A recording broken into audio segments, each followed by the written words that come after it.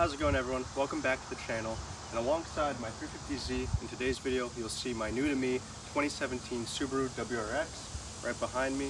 I was never a fan of Subarus, but this deal kind of fell into my lap. I got it for a killer price, and I'll go through that with you guys a little later, but I have a couple things I want to do with it. So without further ado, I'm going to talk about how I got it and some of the plans and issues and kind of the direction I'm going to take with this car, and we'll get right into it.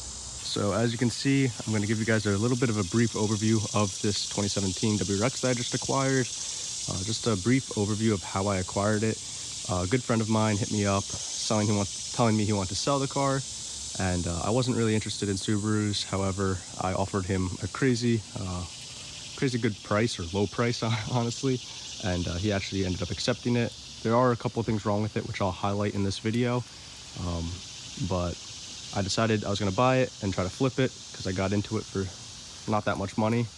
And when I came home, my brother saw it and he really wanted it. So I decided to pass the good deal on to him and forego the profit. But I would like to see this car go to a good home, and it's a fun, nice little car. And him buying it will allow me to kind of document what I do to it and the things that we end up doing along the way. It's probably not going to be a crazy build, but just cleaning it up and making it nice daily is going to be something cool to document on the channel.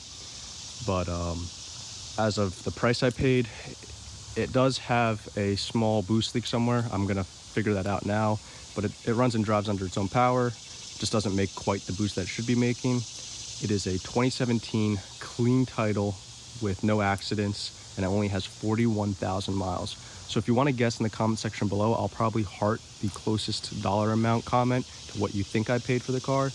But just know it was a crazy killer deal for the condition that this car's in. So I'm going to give you guys a brief walk around of the car, what's done to it, and what needs to be addressed. So as you could probably already tell, it is on some nice Sparco Pro Corsa wheels. My friend, before he sold it, put these on about, I don't know, a year or 2 years ago, and they're all in pretty good shape. One's a little bit messed up, but these wheels are cheap, and I might get a replacement for that, or my brother might get a replacement for it, but it's really not that bad. They look pretty good, and it'll serve its purpose throughout the winter and just the summer driving, putting some all seasons on this car. Additionally, you'll see it does have aftermarket headlights. They're quite nice. Not my favorite style in terms of some of the WRX headlights I've seen. I like the ones where instead of this line, they just go straight down, but there's not really a concern to change them because they're fairly new. But what will be changed is these fog lights. They're like an aftermarket bezel, and they're yellowing. They look cool, but with them yellowing and one of the sides of them is out, it's not our favorite. So we're gonna probably switch that up. And this one's kind of, you know, worn out there. So that's not a hard fix. We're just gonna buy some new ones and pop them in. Probably a little bit of a different style, but you'll see that in a later video. We already put the block out plate on the front bumper for the front plate. We are in Jersey, which does require a front plate, but we decided to not run them. As you can see on the Z, I don't have a front plate. I just hate the way they look. But just a general walk around. It does have its dings and dents. The car is absolutely filthy, so in this video I might be washing it, and in a future video I'm definitely going to be polishing and ceramic coating the car. It spent most of its life in California, so there is some sun damage. I'm going to try to bring these back. If not, I'm going to have to paint them. But just the hood scoop and the trunk lip are a little faded, but the roof and most of the other paint could probably be restored, so I'm not too worried about it. But those are one of the issues. And then if you could see here, it's going to be a little bit hard to see on camera, but the tint is actually really wavy, so it's so hard to see. So I'm going to steam all this tint off and retint these windows, as this cheap tint that was on it kind of just crinkled up, and it's like a blur now, so it's really hard to see out of, really unsafe. So that's something we want to address immediately. Additionally, the car's steering wheel has seen better days. It's pretty beat up, but that's the only thing with the interior. Other than that, the interior is pretty mint, not too bad. And we're gonna hop in right here and show you guys that it does only have 41,900 miles, so it's a very low mile car, and for the price I paid, really can't complain. But other than that, the body's pretty good. Has a couple scratches, touch-up paint here, but nothing major.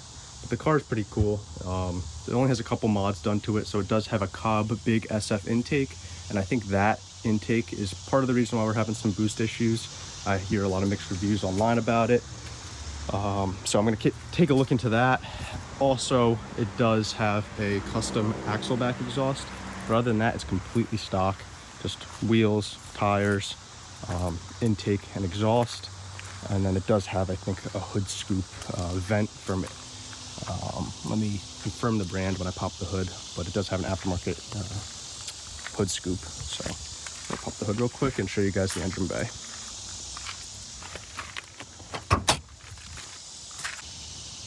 So taking a look under the hood, you see it has a Grimspeed air scoop, but other than that, it's pretty stock. I did remove the air intake cover, as well as the ducting that goes to it, just so I can kind of poke at some of the boost issues it's having. It's just not making boost, and I have a feeling it's something to do with this intake setup, or a boost leak somewhere down there, or in any of the other various connections.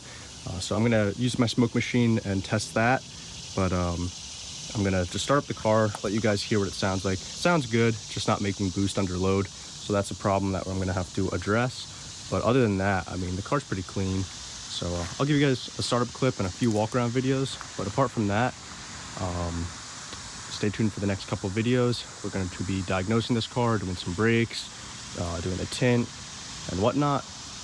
And another thing I forgot to mention before I forget is this car does have a tune on it. It does have the Cobb OTS Stage 1 Plus tune. So it came with an access port. So I really can't beat the deal that I got this car for. Just need to work out some of the kinks. But like I said, I'm going to do some startup clips and some videos of the walk around of the car. And that'll be it for this video.